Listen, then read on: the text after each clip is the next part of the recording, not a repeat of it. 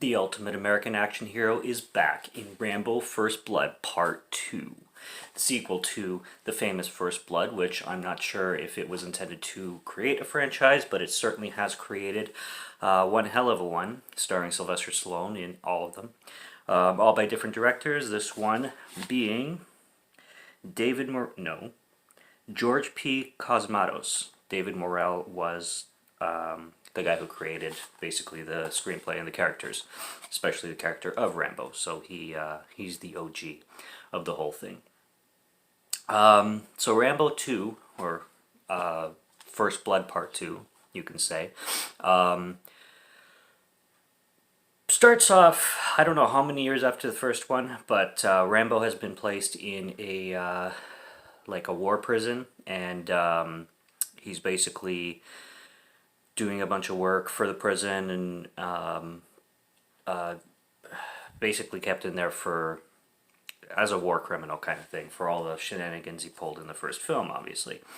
Here comes Samuel Trotman. Samuel Trotman, I keep blanking on his name sometimes.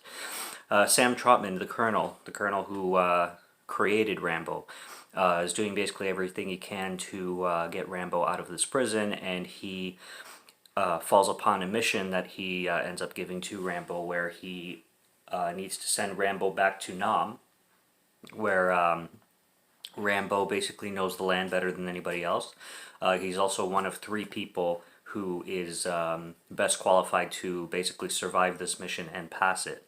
So here he sees an opportunity to give to Rambo to get him out of prison, and Rambo takes it and goes back to the war-torn Vietnam jungles, where he again turns into a crazy badass machine man, M16 wielding, rocket launcher carrying badass.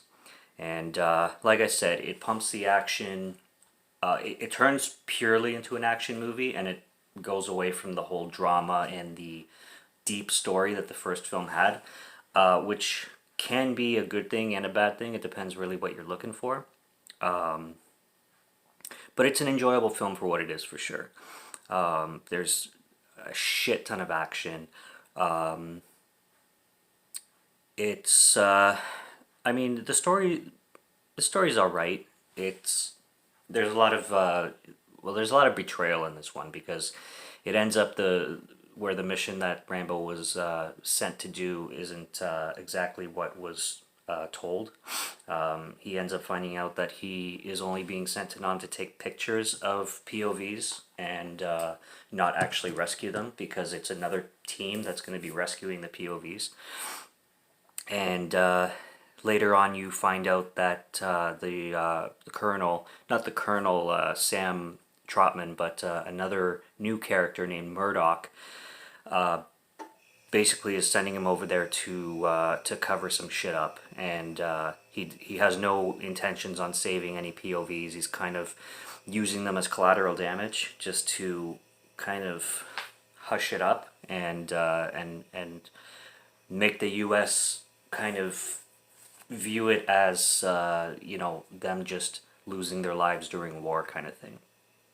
And Rambo obviously doesn't follow the mission the way he's told, because he's a one-man army, and he basically does whatever he wants to do, and he ends up saving these POVs, whether the people back home give a shit or not, and he ends up being another hero and gaining another Medal of Honor for it. He runs into this female character, which they actually have a lot of chemistry, and this character is one of the best when it comes to a female romantic interest, especially. Her name is Ko, and she is a Vietnamese woman who seemingly knows Rambo, so you can tell that they've already had history, because as soon as they meet, she's already calling him by name and recognizing him. So we're introduced to this woman, and she's great. I mean, she's charismatic, she's deep, and she's like I said, the chemistry is there. She's not just a character thrown in for a romantic interest. She's actually has some depth to her, which is nice. It's kind of a breath of fresh air there. And she has the saddest and most uncalled for and unexpected death ever, which happens in the third act and sets Rambo right into a rage, where he straps on his headband and starts to fuck people up. And it's great. It's really great, the third act. There's a helicopter chase at the end of the movie, probably one of the best sequences in the entire franchise.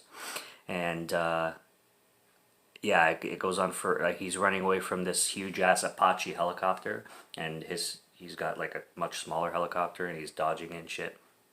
And he tricks the Apache by landing on some on like a creek and pretending to play dead, where the Apache starts to land, and it's just about to launch a missile, and Rambo gets up with a rocket launcher immediately right out this little hole on the front window and just blasts the whole thing away. It's great. Amazing action sequences in this film. That's one thing that they escalated in a good way, and that's a positive thing for this film. If you're looking for an 80s action film that is more mindless and more away from a deep rooted story and like I guess getting away from the drama, I guess, is the best way to put it.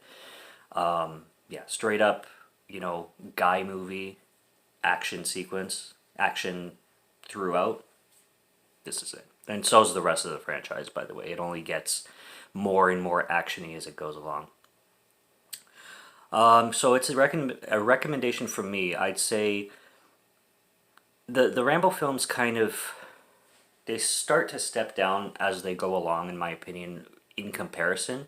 Like, nothing's really going to compare to the first Rambo. The first Rambo is just kind of a masterpiece when it comes to an action movie, because it's also condensed with other elements to it, and it's not like one-dimensional, and I love that about it.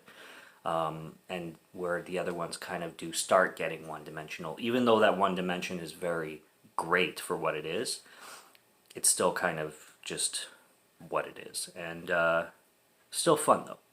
And like I said, the weapons and the artillery used in this one, that Rambo uses throughout, especially the rocket launcher. How can you beat that?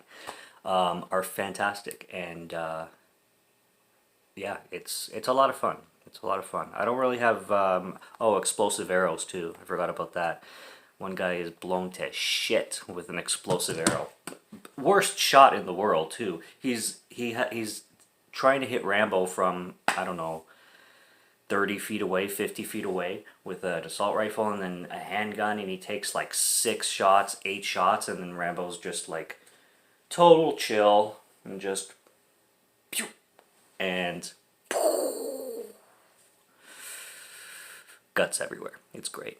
So yeah, but I don't have much else to say on the story, except for there's a lot of betrayal, and Murdoch is a dickhead and doesn't want to rescue the POVs.